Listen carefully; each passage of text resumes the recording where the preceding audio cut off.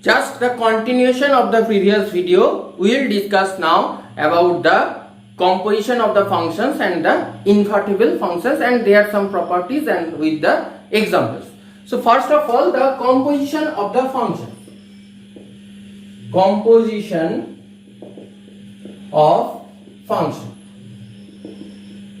Very easy concept. Just see. Let f a to b and g b to c are two functions, to any functions where that is f is defined on a set A from a set B and g will be defined from that set B to another set C. Then the composition of the function, composition is denoted as G compose F. This small circle is called the compose. So G compose F such that, or G compose F from A to C such that G compose F of X equals to G of F of X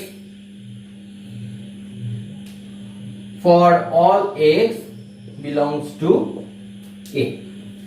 This is the definition of the G compose F. That is, two functions are there. Those two functions, one function is defined from a set A to a set B and another function is defined, okay, I am drawing a line diagram for you. So that is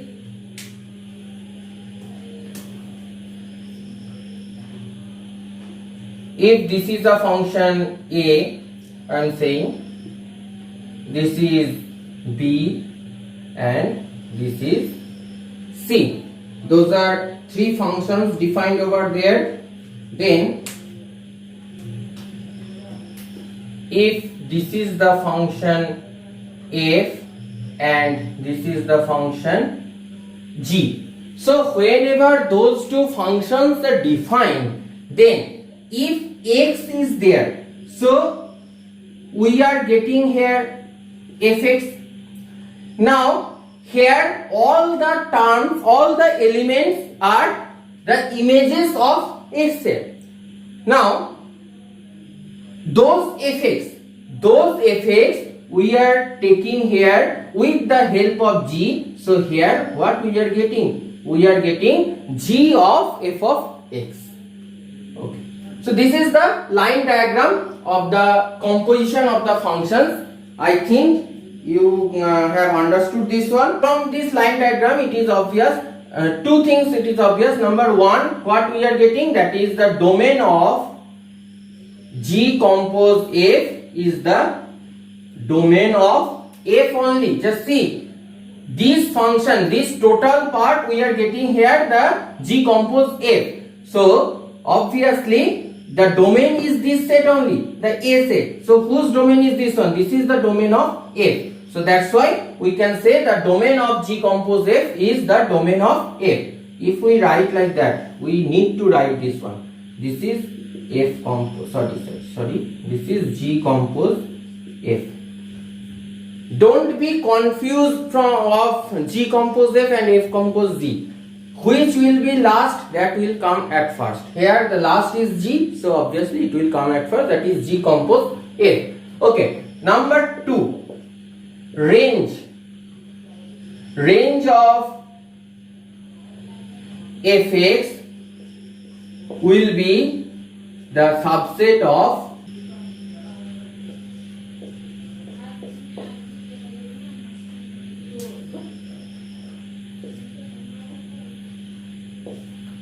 range of f will be the subset of domain of G. That is, this is the range of f.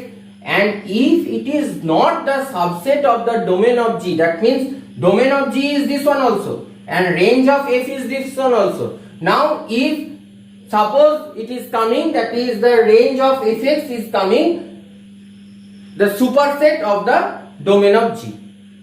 If the functions are defined like that, then obviously the compose will not be exist there. So that's why it is the most important case. Let us do one example from this. Students, this is one example. Let f is fx equals to 8x cube and g is gx equals to cube root of x, where both the domain and ranges are the real number sets. We have to find the G compose F and F compose G. Actually those are looking like Goff and Fog. Okay, and you have to show that Goff is not equals to Fog. Actually one student was there and he used to say this one, Goff and Fog. That's why I am saying. Okay, so here both the domain and ranges are the real number sets, so no need to check at all. We will find first of all G compose F. So G compose Fx means G of f of x. So G of f of x means f of x is 8x cube here. 8x cube. Now if we apply gx here, then what will be? Cube root of 8x cube. Actually the function f is taking the x to 8x cube. Here this function x is taking the function, taking x and giving the value, giving the output as 8x cube. Now the function g will take that 8x cube and apply the process of cube root x to find the result. Here the result will be 2x only. This is the only rule, that is from here to here and then from here to here. Two functions are there. So this is the G compose F. So find F compose G, F compose Gx, that is F of G of x. So just the opposite one, F of G of x. So first of all G of x, that is the cube root of x. I am writing here x to the power 1/3. Now f of x to the power 1/3, just put here. So 8 x to the power 1/3 whole cube. So here we are getting it is 8x. Hopefully you have got, I hope you have got how we are doing those. Very easy, very easy concept, no problem. So from here it is very much clear, that is f compose G is not equals to G compose F. Proof. This type of questions will only come, so I am not going in details further. I will give you some of the homeworks, and from here if you have any doubts then you can always contact me. Okay, so now we will do the invertible functions. Students, the invertible functions. This is the definition I have written. Let f a to b is a function if there exists another function g from b to a. Inverse means that will be opposite. So if there is a function from g b to a such that g compose f equals to the identity of a, and also f compose g will be the identity of b. That is the reverse process only. G compose f, that means the function f is taking x to somewhere one range, and from that range g is taking to the identity, and it will be the reverse process for the f compose g. Then f is called an invertible function and g is the inverse of f. This is the notation, f inverse equals to g. Here I have written also clearly f inverse compose f, it is called as IA, that is the identity of A, and f compose f inverse, it is the identity of B. Another most important thing, this is the most important thing, that is a function will be invertible whenever that function is bijective. If it is not bijective, we will definitely say the function is not invertible. One proof is there, it is not included in your syllabus, the proof. If you are required that proof, then you will ask me, I will give you that proof. Okay. So let us see some examples. What is going on here? Because I am definitely sure that is you have not understood what it is. So let us take one example.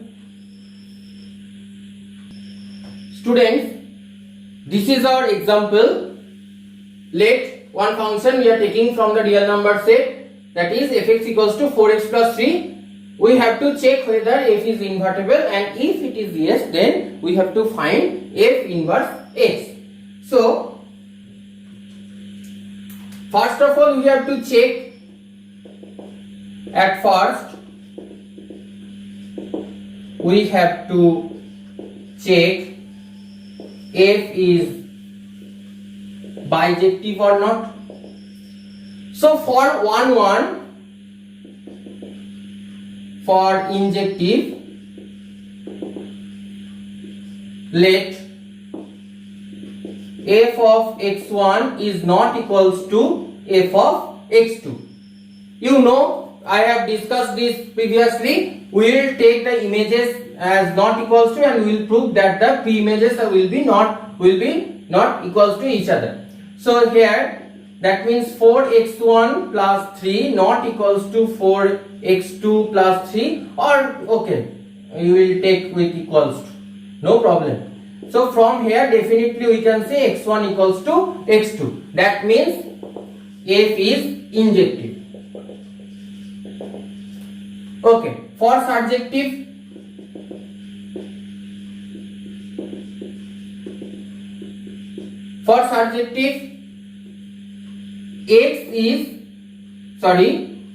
let y equals to 4x plus 3. Now we have to find x in the terms of y. So from here we will definitely say x equals to y minus 3 by 4. Now if y is belonging to R, that is the codomain of f. If y is from there, that is if we take one image from there, and for surjective what we have to check, that is the onto, that means each and every images at the codomain must have an image at the domain. So here we are picking up one image there. So then 1x we will get such that x equals to y minus 3 by 4. So fx equals to f of y minus 3 by 4 equals to 4 into y minus 3 by 4 plus 3, and you are getting y. That means we are taking one image from the codomain set and we are getting an image. So it is the general rule. So for each and every images at the codomain, we are getting one image at one pre-image at the domain set. So obviously f is onto. That means f is bijective. So we have proved that f is bijective. So obviously f is invertible now. Y equals to fx. So y equals to fx means y equals to 4x plus 3, and that means x equals to y minus 3 by 4. We have seen this one. We have done here. Okay, another time I have done here now. So f inverse y. Fx equals to y, that means x will be f inverse y. So that means here f inverse y equals to y minus 3 by 4. So now just define that one. So f inverse is defined from the real number set to real number set such that f inverse y equals to y minus 3 by 4 for all y belongs to R. This is the inverse function. Actually here the main work is for proving the function originally it is bijective. If it is bijective, then and there you can find the result. No any problem is there. So students, this is all about the invertible functions. Only this type of question comes in your exam. I have seen, and there also here we have found that is what is the range, what is the domain, but actually there it will be given clearly. It will be given. I have seen lots of questions, 90% questions it comes like that. It is given the range of fx is y only. You will see in 2013 I have seen, 2015 also I have seen. So those questions are there. So that means actually only the work I have told, only the work is to prove that is f is bijective here, and after that just you will reverse the process, back calculation, you can find that f inverse x. So this is all about those things, the composition and the inverse functions and the other things. This is the last lecture about the relations and functions. We have discussed a lot, the total thing, and now you will go through the book, you will do the exercise problems. If you face any problems, then and there you can contact me at the comment box or at our personal WhatsApp group, and I will help you.